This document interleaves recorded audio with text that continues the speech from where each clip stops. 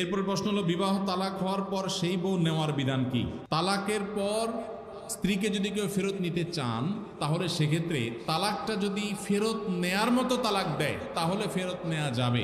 আমি একটা কথা প্রায় বলি, বিবাহ বিচ্ছেদের পর, তালাকের পর 15 বছর 20 বছর পরেও যদি আবার স্বামী স্ত্রী একসাথে থাকতে চান, সুযোগ আছে যদি তালাক দেওয়ার সময় সেভাবে তালাক দেন।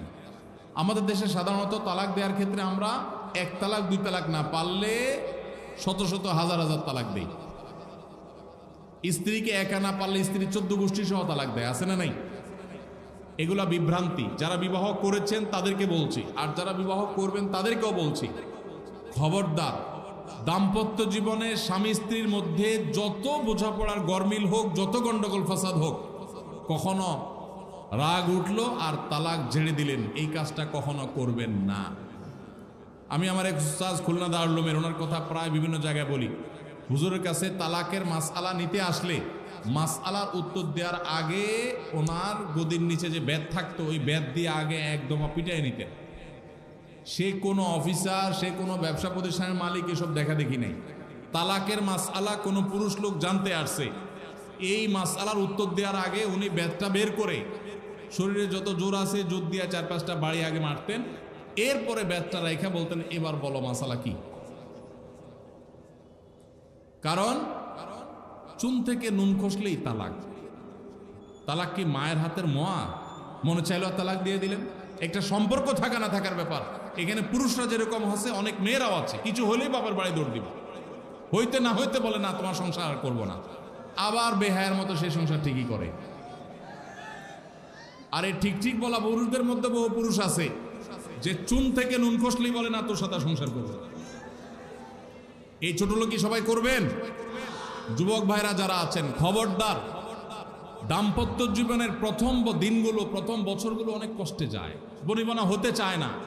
স্বামী স্ত্রীর মধ্যে নানান বিষয় কেওয়াজ লাগে, মায়ের কারণে, বোনের কারণে, ননদের কারণে, শাশুড়ির কারণে, বাইরের লোকের কারণে নানান ভুল বোঝাবুঝি তৈরি হয়। দিন যত অতিবাহিত হতে থাকবে, যত পারিবারিক জীবনটা সামনে এগোতে থাকবে, লাস্টিং করতে থাকবে, সন্তান বড় হতে থাকবে, ইনশাল্লাহ দেখবেন এগুলো সব হারায় যাবে। যারা ধৈর্যশীল তারা সবর করে, যারা অধৈর্যশীল তারা আগে ভাগে রাস্তা দুই দিক করে ফেলে। এই জন্য ধৈর্য সহ্য ছাড়া কখনো পারিবারিক জীবন টিকানো সম্ভব নয়। ঘরে ঘরে তালাক হচ্ছে। আমি তালাক নিয়ে একটা লিফলেট তৈরি করছি, ইনশাল্লাহ সেটা অচিরেই হাজার হাজার মানুষের কাছে আমরা পৌঁছায় দিব যে বিবাহের আগে তালাক সম্পর্কে সতর্ক হন।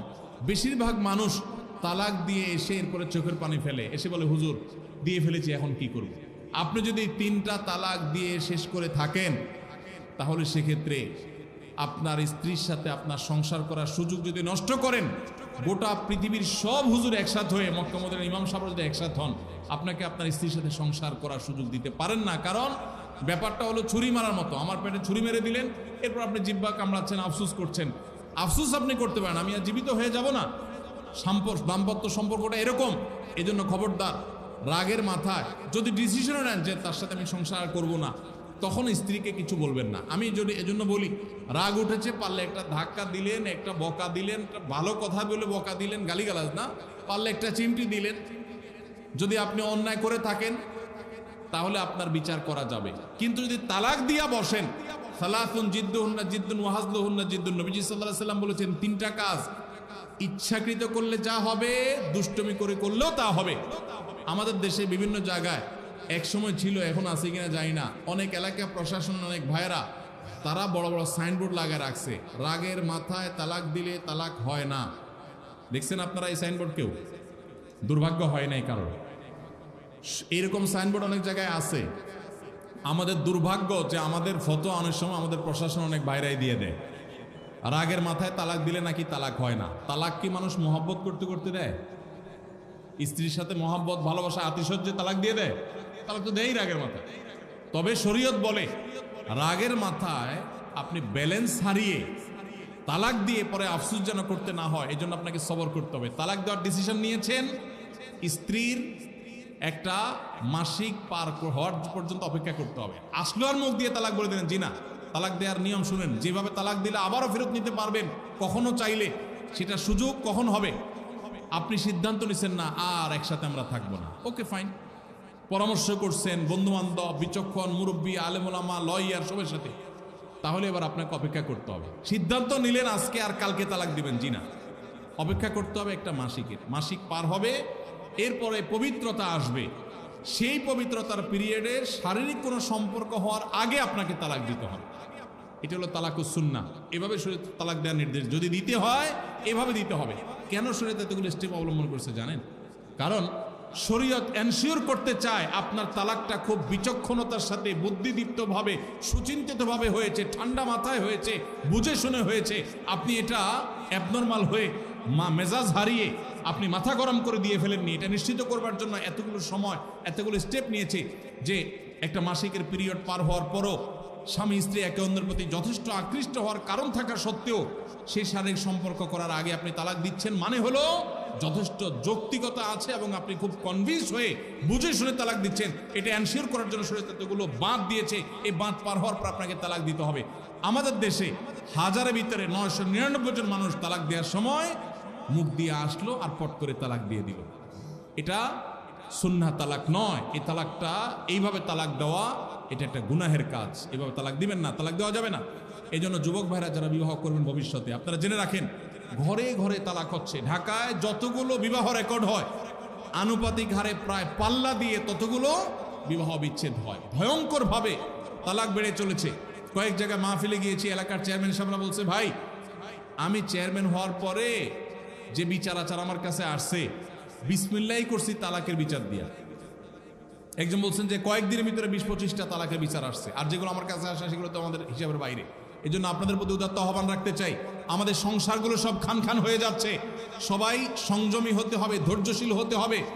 as-sabru জাযাউহু আল জান্নাহ, সবরের বিনিময়ে আল্লাহ তাআলা জান্নাত দান করবেন। সবাই সবর করবেন তো ইনশাআল্লাহ। দাম্পত্য জীবনে আর যা হোক, খবরদার কখনো মাথা গরম করে তালাক দিবেন। আমি যেভাবে বলেছি সুন্নাহসম্মত তালাক, এভাবে যদি পিরিয়ড যাওয়ার পরে, সুস্থ হওয়ার পর, শারীরিক সম্পর্কের আগে একটা তালাক দিবেন, এটা হলো সুন্নত। তালাক কয়টা হবে? একটা। একটার বেশি তালাক দিবেন সেটা জায়েজ হলো না। জায়েজ হবে একটা তালাক। একটা তালাক দিলেন, বাস রেখে দিলেন। 2 মাস 3 মাস পার হয়ে গেল, অটোমেটিক সম্পর্ক ছিন্ন হয়ে গেলে দুজন দুদিকে যেতে পারেন, আলাদা বিয়ে হতে পারে। আবার বহুকাল পরে চাইলে নিজেরা শুধু বিবাহ পড়িয়ে আগদ করে আবার একত্র হয়ে যেতে পারবেন। আর যদি আপনি একটা দিয়েছেন, আবার আরেকটা দিয়েছেন, 6 মাস পর আরেকটা দিয়েছেন, দিয়ে 3টা শেষ করে ফেলছেন, তাহলে আর কখনো বিবাহ যদি মক্কার ইমাম সাহেব এসেও পড়ায়, তারপর আর একসাথে থাকতে পারবেন না। আল্লাহ তাআলা আমাদেরকে এই বিবাহ বন্ধন এবং তালাকের ক্ষেত্রে শরিয়াকে মেনে চলার তৌফিক দান করুন। কাছে কিন্তু রাত অনেক হয়েছে, আমরা সংক্ষেপ করব বলেছি, তারপর অনেক লম্বা হয়ে গেছে। আমার মনে হয় শেষ করা দরকার। প্রশ্নগুলো আমি সাথে নিয়ে যাব ইনশাআল্লাহ, যেগুলোর উত্তর পরবর্তীতে আল্লাহ তৌফিক দিলে দিব। যেহেতু অনেক বেশি প্রশ্ন আছে, সবগুলোর উত্তর দেওয়া গেল না, আমরা ইনশাআল্লাহ পরবর্তীতে কখনো কোনো লাইভে আপনাদের এগুলোর উত্তর আমি দিয়ে দিব। আর আপনাদের খুব বেশি জরুরি প্রশ্ন যদি হয়, এখানে ওস্তাদ শেখ জাকারিয়া বিন আব্দুল ওয়াহাব হাফিজাহুল্লাহ, তারপরে আমাদের মোশাহেদ আলী চমকপুরি হাফিজাহুল্লাহ, ওস্তাদ সাইদুর রহমান আছেন, তারপরে আমাদের ওসামা খন্দকার শেখ আছেন, আর ওলামা ইকরাম আছেন। আপনারা ওনাদের শরণাপন্ন হবেন ইনশাআল্লাহ বিইذনিল্লাহ। আপনারা চলে যাচ্ছেন কই ভাই আমার রেখা? এটা কোন ধরনের মেহমানদারি হলো জিনেদার মানুষের? বসেন।